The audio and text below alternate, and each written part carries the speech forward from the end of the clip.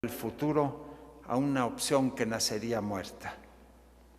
La principal alternativa de la derecha se apoya en el tema de la seguridad, o más bien en el de la creciente inseguridad, cuyo enfrentamiento lleva a dejar atrás la política de la prevención, contención y represión para desencadenar, en las palabras del filósofo francés Luc Ferry, una auténtica guerra contra la proliferación y extensión de zonas de anomia, sigue diciendo Ferry, donde los ciudadanos normales viven literalmente aterrorizados por unas bandas capaces de desplegar un extraordinario nivel de violencia.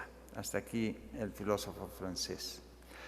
Esta es la lógica de la derecha moderna, que ante la crisis moral que se agazapa tras la inseguridad, reivindica opciones políticas que ponen en el centro la defensa de la vida privada y la familia, que serían los últimos reductos que habrían quedado en pie después del diluvio posmoderno. Esta lógica nos lleva directamente a sistemas políticos potencialmente postdemocráticos en los cuales la legitimidad se finca en el estímulo de redes imaginarias, es decir, en estructuras que se centran en una batalla entre la normalidad silenciosa de la mayoría y una amenazadora marginalidad hiperactiva. En México, desde hace por lo menos 15 años, han surgido este tipo de procesos políticos en los cuales grupos tan diferentes, totalmente diferentes como los neozapatistas primero y las mafias de narcotraficantes después, han cumplido la función de amenazas marginales pero simbólicamente muy fuertes que estimulan la cohesión social en torno del gobierno. Ante este futuro sombrío, cabe preguntarse si hay una alternativa de izquierda, que no sea una derivación populista del viejo nacionalismo revolucionario. A mi entender, sí podemos vislumbrar, aunque sea en forma tenue, algunos destellos esperanzadores de una opción socialista democrática moderna. Me refiero a lo que podemos llamar una izquierda cosmopolita. Tomo la expresión del sociólogo alemán que ya he citado, Ulrich Beck, y que se refiere con este término a una nueva izquierda que retoma con fuerza el tema de la igualdad para inscribirlo en un contexto global, no nacional, como una propuesta concreta de limitar políticamente los daños que provocan los flujos mundiales de capital. Ello implica hacer política en el ámbito global, con el objeto de instaurar controles supranacionales de las finanzas y los bancos, frenar la competencia fiscal entre Estados y estimular vínculos de colaboración entre organizaciones transnacionales.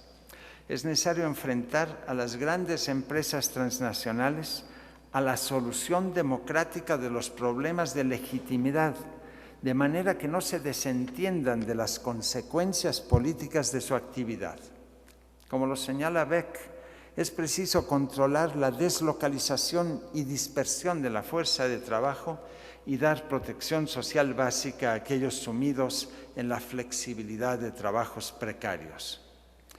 Una actitud cosmopolita significa reconocer la globalización como el proceso que inevitablemente nos envolverá durante los próximos decenios, abandonar el antiimperialismo estrecho de inspiración lejanamente leninista, insertarse en la marea que está convirtiendo el mundo del trabajo en una cenagosa precariedad cuyo carácter flexible parece necesario, pero cuyos efectos pueden ser desastrosos. Una izquierda cosmopolita se enfrenta a problemas para los cuales no hay recetas conocidas y se ve obligada a desplegar un gran esfuerzo de imaginación para sumergirse en el torrente globalizador sin ahogarse y desde dentro encontrar las nuevas maneras de luchar por la igualdad. Es necesario aceptar que vivimos graves problemas de inseguridad que es preciso enfrentar directamente, sin escaparnos hacia una indefinida lucha por erradicar sus causas sociales, pero sin caer en la inútil escalada militar contra el crimen. Es importante modernizar el sistema fiscal para dotar al Estado de fondos suficientes y es fundamental solucionar a corto plazo el gran problema de la miseria e implementar mecanismos igualitarios que no frenen la industrialización y la ampliación de una economía capitalista avanzada. Los desplantes anticapitalistas del sindicalismo tradicional y corrupto solo sirven para frenar la eficiencia económica.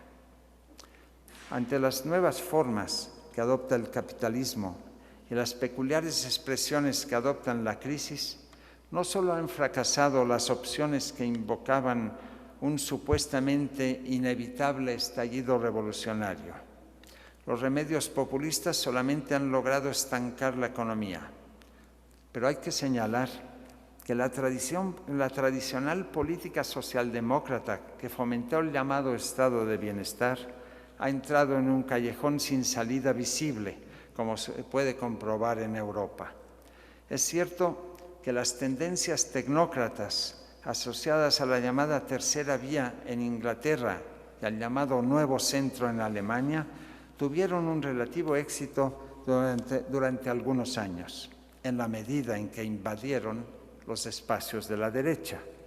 Pero hoy en día son opciones clausuradas, pues la globalización ha empobrecido a los trabajadores, la desigualdad ha aumentado, los proyectos de reforma educativa han sido estériles y el modelo de una sociedad multicultural ha sido un fracaso completo.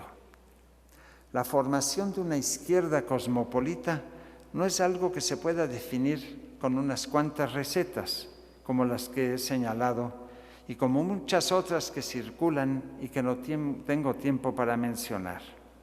El problema fundamental es la consolidación de una cultura política capaz de constituirse en un terreno fértil para que surjan nuevas ideas. Se trata de una nueva cultura, pero que se encuentra apoyada en un antiguo, muy antiguo concepto, el de los ciudadanos del mundo. Esta perspectiva no implica un llamado a la unificación global de estilos de vida. Muy por el contrario, como ha explicado muy bien Kwame Anthony Appiah en su libro Cosmopolitanismo, es una afirmación del interés por la vida de los otros, de aquellos que tienen ideas diferentes y prácticas distintas. Al mismo tiempo, el cosmopolitanismo sostiene que tenemos obligaciones con respecto a los otros, obligaciones que van más allá del círculo familiar, local o nacional. Desde luego, el compromiso universal a veces contradice el respeto por las diferencias, pero es en este difícil vaivén entre el respeto por las diferencias y las obligaciones como ciudadano del globo donde se consolidan las concepciones, las convicciones cosmopolitas. Si hay un lugar, yo diría, si hay un lugar donde es evidente la necesidad de desarrollar una cultura cosmopolita, ese lugar es México. Los ciudadanos mexicanos somos descendientes de una rica cultura meridional europea, vecinos de la mayor potencia mundial. Nuestro país contiene una diversidad étnica, si se quiere marginal, pero es enormemente importante. Ha recibido a miles de refugiados de todo el mundo y tenemos a millones de paisanos viviendo en el contexto anglocultural de los Estados Unidos. Y sin embargo, México ha vivido una buena parte del siglo XX atado a un nacionalismo autoritario y a una cultura patriotera, sumergido en la humareda asfixiante que supuestamente emana de la revolución iniciada hace un siglo. No se trata simplemente de echar por la borda la historia mexicana del siglo XX, pero es necesario examinar con atención e inteligencia el crecimiento de una terrible malformación política a todo lo largo del siglo pasado. Yo sostengo que es necesario, si queremos escudriñar las